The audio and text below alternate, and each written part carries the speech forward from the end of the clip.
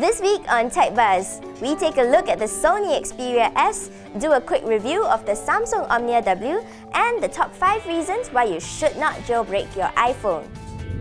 The Absinthe Untethered Jailbreak for iOS 5 is here, and we've covered on our website the top free and paid tweaks to download. So even though you can make your iPhone more useful, jailbreaking still isn't for everyone. So here are the top 5 reasons why you shouldn't do it, so you can decide if it outweighs the advantages. Number 5. If you don't do it right, you may end up losing your data if it's not backed up. And if you're clueless about restoring it to factory default settings, you may end up with an inoperable iPhone which can't be brought back to Apple for support. Number 4. With an exemption to the Digital Millennium Copyright Act expiring soon, jailbreaking may be illegal if it's not renewed. Number 3. You can download themes to make your phone look like it's running Android. Now why would you want to do that?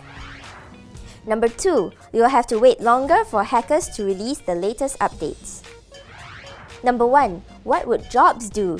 We're pretty sure he won't be too happy about it. We have a working prototype of the Sony Xperia S, the first dual-core smartphone from the company. Here are 3 things that we're looking forward to do when it's out in March. The Xperia S comes bundled with 2 programmable smart NFC tags.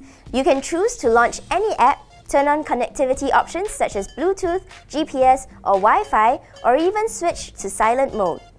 Sony is driven by its 4-screen strategy, which is made up of its smartphone, TV, tablet, and PC businesses.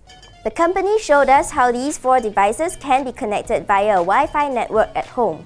For instance, you can view photos from your smartphone gallery on your HD TV without the need for an HDMI connection. You don't even need Sony branded products for your home setup. Devices which are DLNA certified will do. One more thing we're looking forward to do is to use the phone in the dark, simply because its transparent lighted band is so pretty. While we are on the subject of Sony, Kazuo Hirai is replacing Howard Stringer as president and CEO of the company. Hirai comes from Sony's gaming division, and his most noteworthy achievement so far is turning around the PlayStation business 4 years after it reported a loss of $2 billion. This marks a shift for Sony, perhaps to its domestic market and gaming business, so it will be interesting to see how Hirai pans out. We're reminded of Research in Motion's co-CEOs also throwing in the towel last week. Looks like lackluster financial results are the only method to oust CEOs who are not quite up to scratch. Samsung is hoping that its first handset running the Windows Phone 7.5 OS will ride on the back of the Nokia Lumia's success. So let's get the lowdown on the Omnia W from our resident phone reviewer. The tiny lightweight phone runs smoothly, without any lag thanks to its zippy 1.4 GHz processor.